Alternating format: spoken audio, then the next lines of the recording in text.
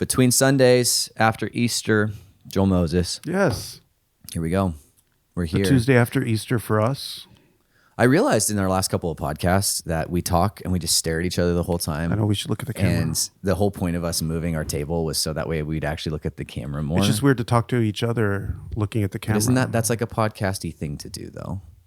Because there's an audience. Our audience that watches needs us to make more eye contact with them. Hello, Vineyard. Hello.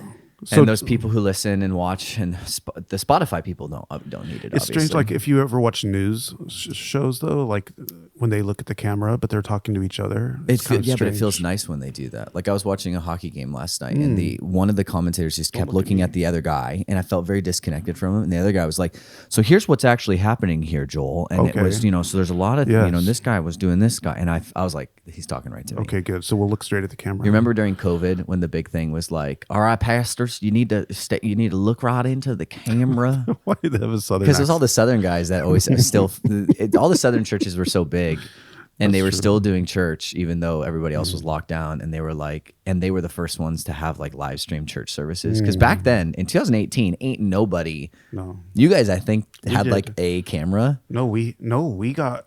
I've seen the footage. We had a vision for it, and a generous provision for it right before COVID. No, but we didn't get it done. It was not right before. It was the year and a half before. I've seen the footage, but we didn't get the work done before COVID.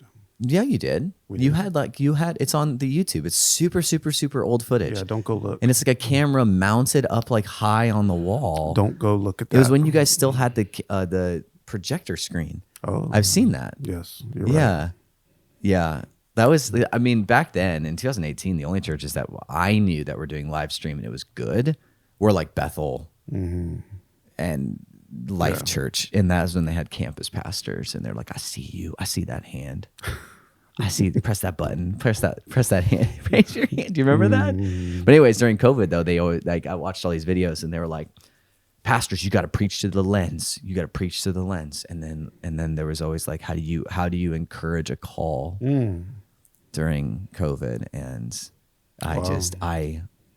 we had a studio at our old church where I'd film most of my sermons, and I ended up despising because I just go in on like a Wednesday morning, yell at a camera because the sermons were only like 18 minutes at that. That's how our model was. Like we filmed really short stuff.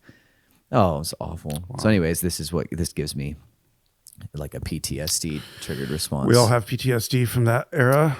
Not fun. No, but Sunday was fun. It's great. Sunday was amazing. Easter Sunday, Resurrection Sunday.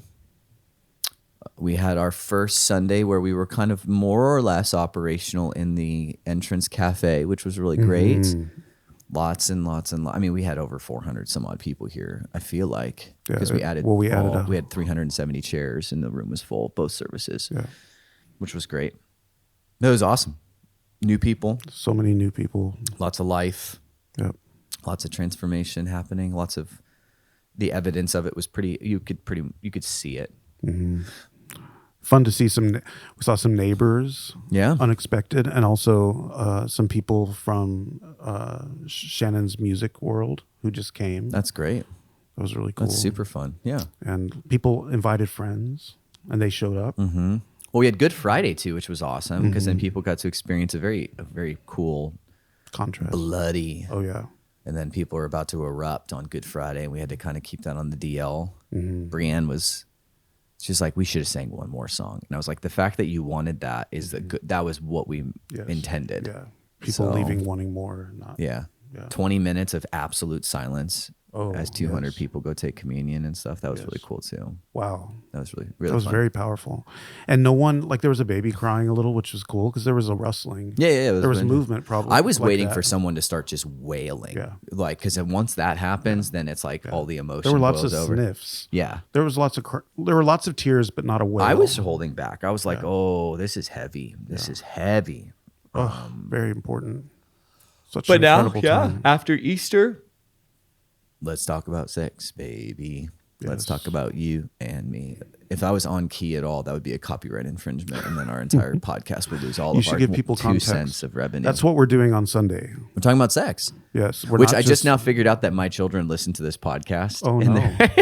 So they listen to it with Brienne, like while they're like going somewhere in the afternoon for work and stuff. And they, so if my boys Ezekiel Nash, if you're listening, I love you. Yes, let's talk about storks.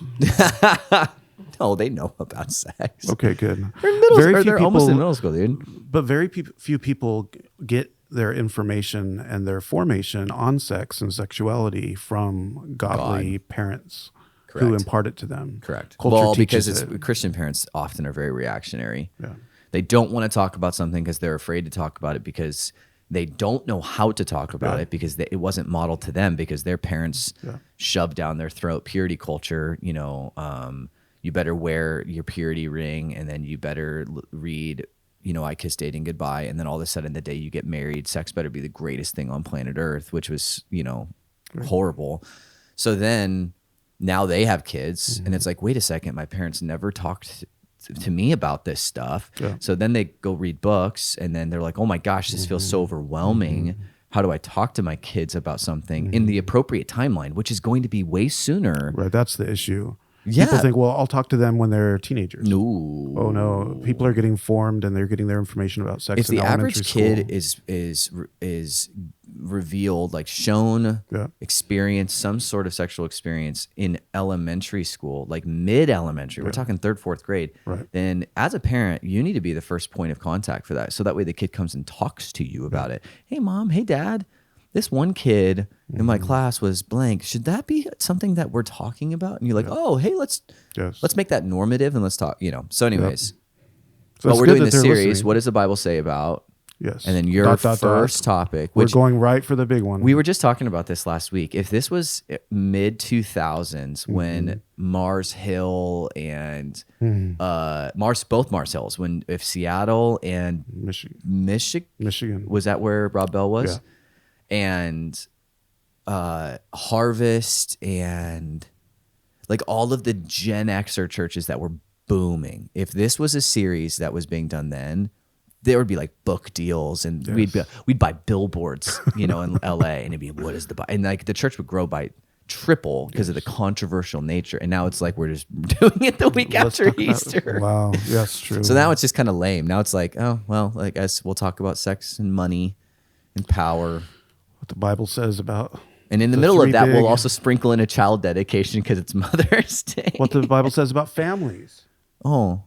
No. We're not. Well, I mean. We could. Yeah, but we're not. It's going to be flowers and happiness and love on the moms. Yes. So Mother's we're doing Day, that. we have child dedications. Sex, money. Baptisms. Power. Baptisms, yes. Should be great. So what are things that people, because this is a short podcast today, what are things that people could be looking forward to this week? Any changes? Anything that people should anticipate? Everybody always wants to know, how are we doing on the building? What's going on with that? Ministry-wise, anything that we need to just, by the way, everybody, if you're listening to this podcast, we will not always do it. Here's what's going to happen next because come June, there won't be massive stuff happening because the building will be done. The facility. You'll be on your sabbatical. Facility, every week there's news. Right now. Right. But that will not be done the soon. Honestly, I think everybody thinks that's normative. It's not normative to have news about your building every week. That's weird. We're just in a season of renovation. Right. When it's done though, I mean, if we do an end of year campaign we all know our parking lot needs love. And we'll probably try to raise raise a bunch of money at the end of this next year because every year we're going to do a year-end campaign because it's good to be reminded that what we have is not what we own. It is on loan from our Lord. So we need to give back. And so we'll always do that. And whether it's building or it's church planting or it's missions or it's we'll always give at the end of the year because we also want to be countercultural to traditional American Christmas mentality, which is hoard, buy. Consumption. We don't want to consume. We want to be generous, which is, again, that's a topic we're going to talk about in this series. Yes. The antidote to greed is generosity. But right now, we give the update. Yes. So cafe is still obviously going to get renovated. It's in process. It looked good. I mean, Sunday... Looked great. It looked amazing, but we have little finishing touches, some floor stuff, a few more window things. There's no furniture in there that's actually going to be the electrical furniture, outlets, electrical outlets. All the coffee equipment's being moved still. Courtyard was not done. We need furniture in the courtyard. We need to paint. We need to. So this week, our painter is going to start painting the exterior of our building. Oh, good. On Thursday. Wow. Which most people, it's a 4-week project, painting. So the building won't be done for a month when it comes to paint, but it will not infringe on anything that we're doing as a church. Yeah. Which will be nice. Yeah. So we'll have more exterior paint this coming Sunday. We'll have a new series. We'll be talking about sex. Yep. We will have. Okay, so if I'm a parent, sorry, I just thought about this because we don't do it. If I'm a parent and I usually bring my kid into church, should I?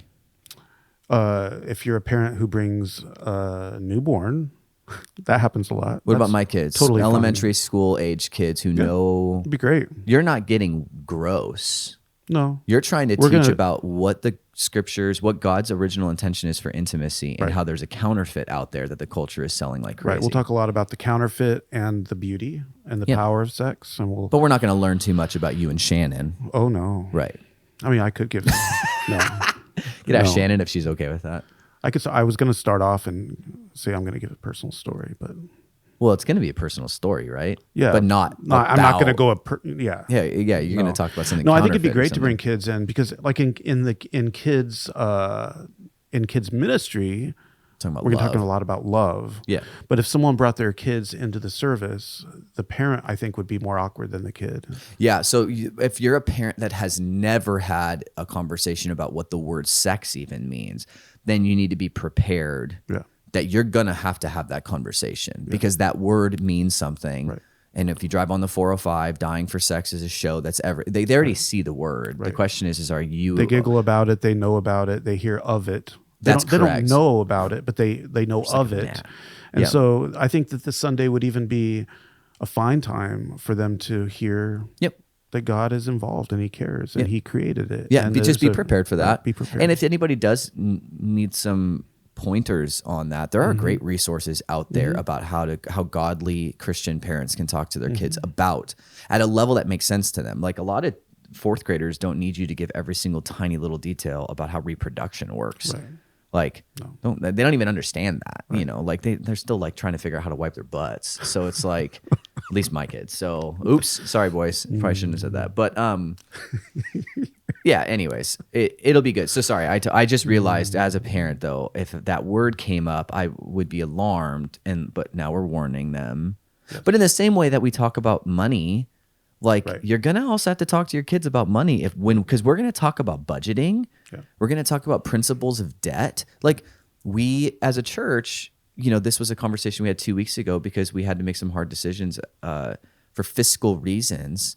We make hard decisions in our life, in our personal life, and in our corporate life, and in our communal life as a church, because God has specific teachings about money, power, sex, all that. So it's like when we talk about money, everybody in our church is going to learn a biblical principle of debt, a biblical principle of generosity, a biblical principle of like living within your means. Like if the you know, the parable of the talents, which I won't teach on too much when I teach on this money wise, but the parable of talents, it would be radically inappropriate for the servants that got 1 talent or 2 or 3 to act like they got 5. That is just as ungodly as burying the 1. The text tells us, Jesus says that the one who got 5 invested 5. 4, 4, 3, 3, 2, 2, 1 buried. He assumes that no one is going to use more than what they have. Because even in 1, there was no such thing as credit cards back in the day. There were such thing as creditors, but almost always historically creditors were considered to be really wicked. You would never loan something to somebody because that meant that you owned them. Because at the end of the day, the only way you can get your money back if someone can't pay is you enslave someone. That's the only, like, there is no such thing as a credit score back then. So like a holy, godly Jew would never loan. And this is why you see all throughout the scriptures, they teach, don't get debt because you're enslaved. Like, and so anyways, it'll be a very good principle for parents to be in the room for all of these topics. Some of them will stir up more natural conversations like money, and sex and heaven or hell versus power. You know, I don't think my kids are really going to, I mean, they watch Power Rangers. They'll be like, oh, yeah. But it'll be great. So you're talking about that. Yes. It'll be fun. Yes. And then building stuff, nothing super crazy, but finishing touches, the last 10% is always finishing, lots hardest. of finishing touches, like little hooks in the bathrooms for people's jackets and electrical covers and some paint. And our safety ambassadors start this Sunday in a new way. So that's exciting. We still need people. We need new hosts. We need people serving. So if you're not serving yet in a Sunday volunteer role, love to have you. We'd love to have you for that. And then baptisms are coming and child dedication. So we've been sharing that with people constantly. So if you've never been baptized, this is your time, May 18th. Sunday evening, May 18th. Baptism encounter nights. We did one of these a couple months ago, 6 months ago, whatever. It was amazing. So doing amazing. It again. Yep. This will be the third baptism service in a year. Hopefully we'll see over 20-some people get baptized, which would be amazing. And child dedications, if you have never dedicated a child, a baby through 5th grade. Yeah. And why are we doing that? Because it's a tradition.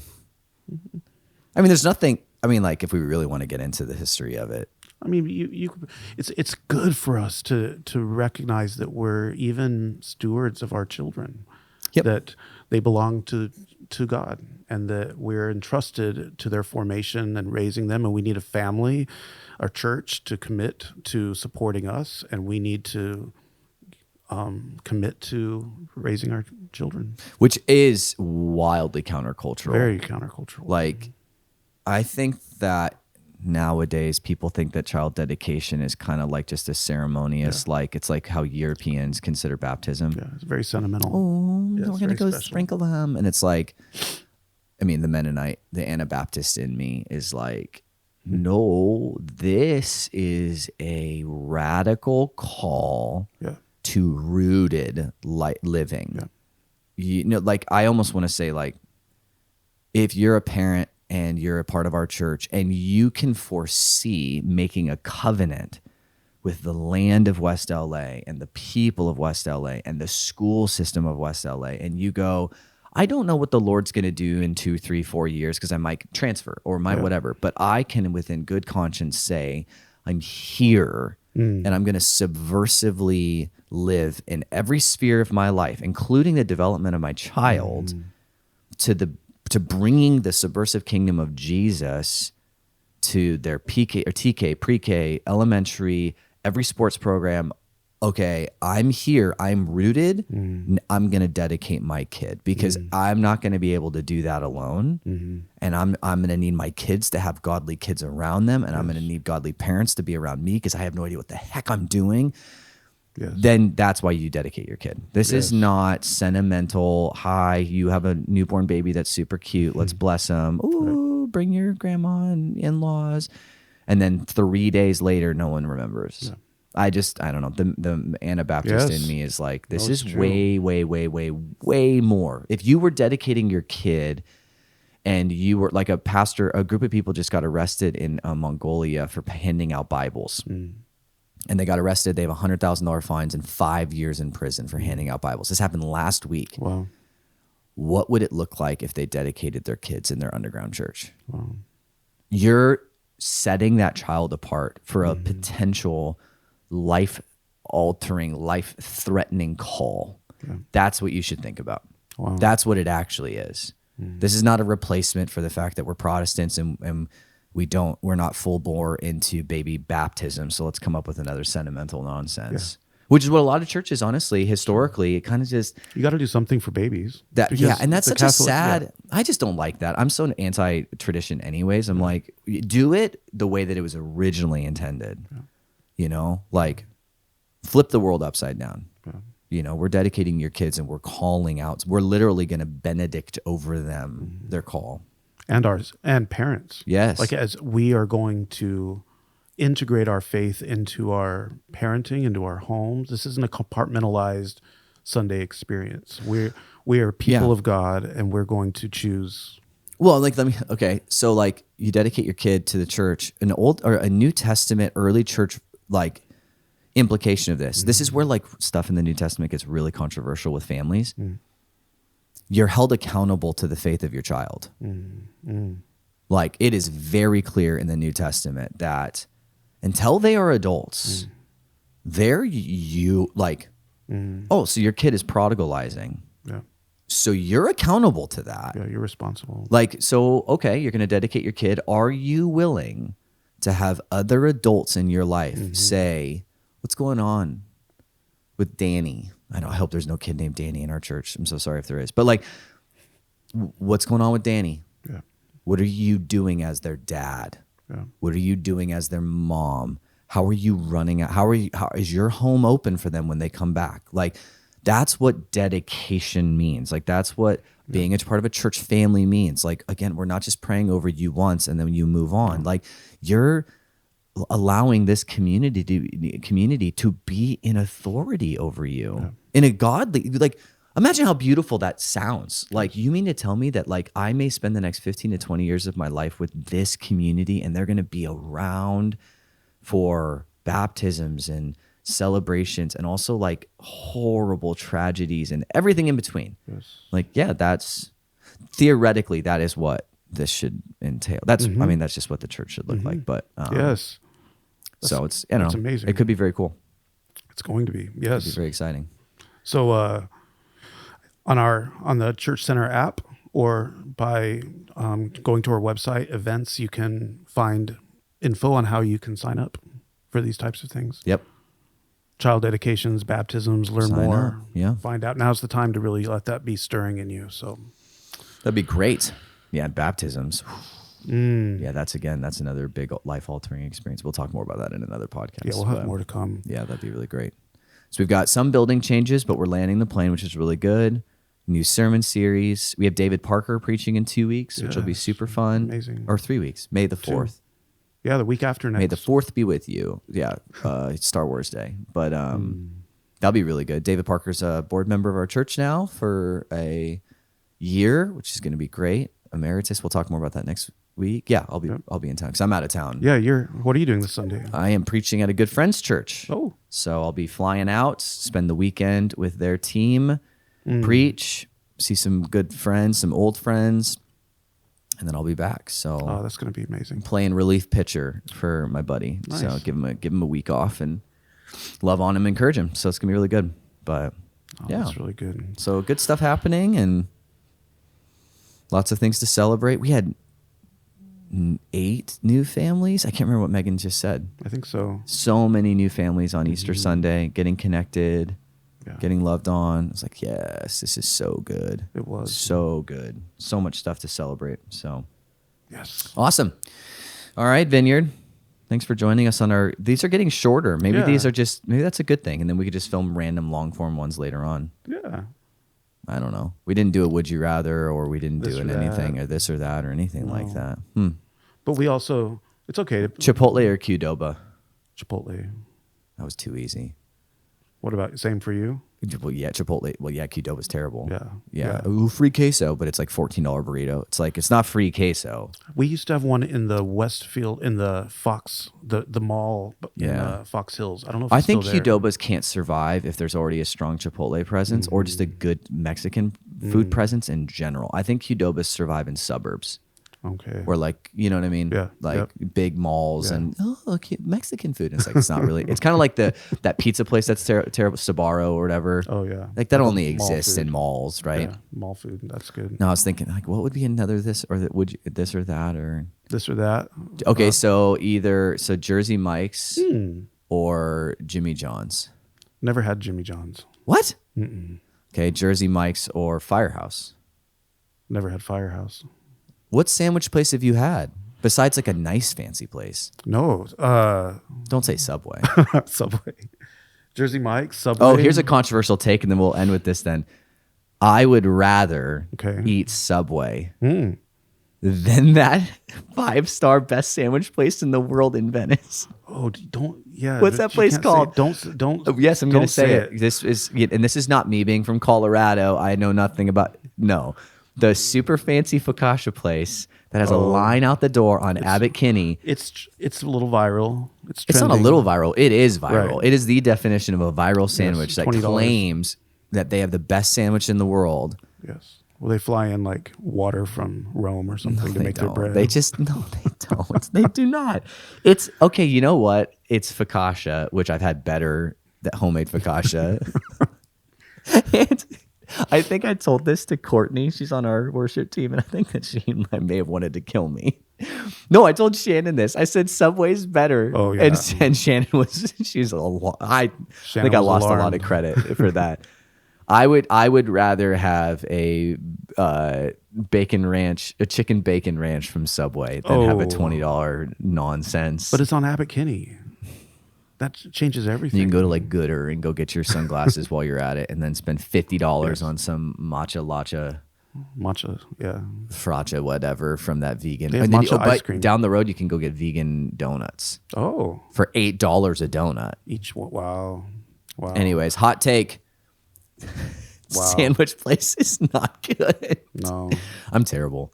Yeah, I mean, it's not like I don't like good food. I love Molly's whatever pizza. I think it's the best pizza in LA. So good. And that's really legit good. over the anyways. Wow. There's a new hand roll place on Washington we need to go to. We need to go to that. That's the Ginya. Yeah, Ginya's people group affiliate. place. Yep. That would be incredible. Okay. All right. Thank you, everybody. Have a good week. We'll see you guys Okay. Sunday.